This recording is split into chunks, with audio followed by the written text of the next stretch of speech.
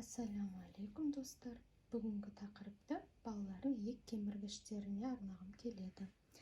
Мынау водяной прорезывательға 4-ші орын бергім келеді, себебі бұл мен онша қолданбадық.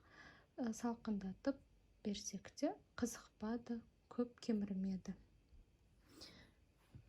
4-ші орын. 3-ші орынды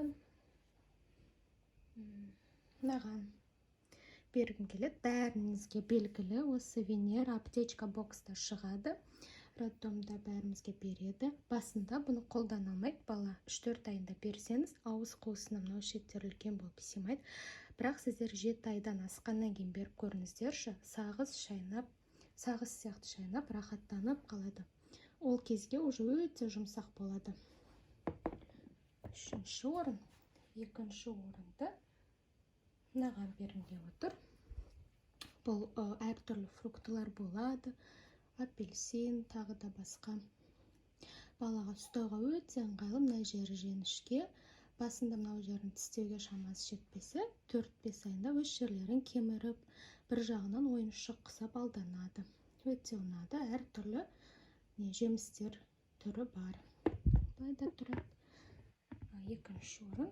Енді 1-ші орынды Baby Go-дағы браслетке бергім келеді.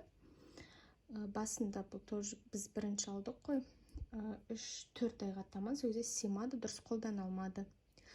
Бірақ өзіңіз былай балаға беріп көмектессеңіз болады. Иегетін қасып бергенге. Кейін өскенде мына пластмасын да тістейді.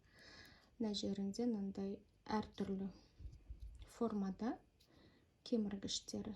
Сондықтан өте күшті. Күні бүгінге дейін тістейді.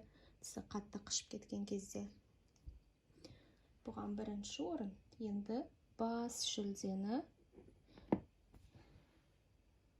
бананға бергім келеді. Ең күшті, ең ұнағаны, ең күнделікті қолданатынымыз осы. Біз 5 айдан аса алдық, бірақ 3-4 айдан асқанда осыны қолдансаңыз болады. Мынау балан ауыз қуысына кішкентай оңай кіріп кетеді, және де өз екі жағынан ұстап, тісін ыса алады. Көріп тұрғандарыңызда міне щеткалары да бар. Және де осы кезде бір лайфхакпен бөліскім келеді. Мынау щеткасына баботик тамшыларын, немесе бал, бір-екі тамшы варенье жақсаңыз, күшті қолданады. Егер сіз тәтті бермеймін десеңіз, онда баботиктің структурасы қоймалы жүн болып келеді, ұзақ тұрады. Соны жағып беріп қойсаңыз, ұзақ алданып, кәдімгідей тынышталады, мазасызданғаны қояды.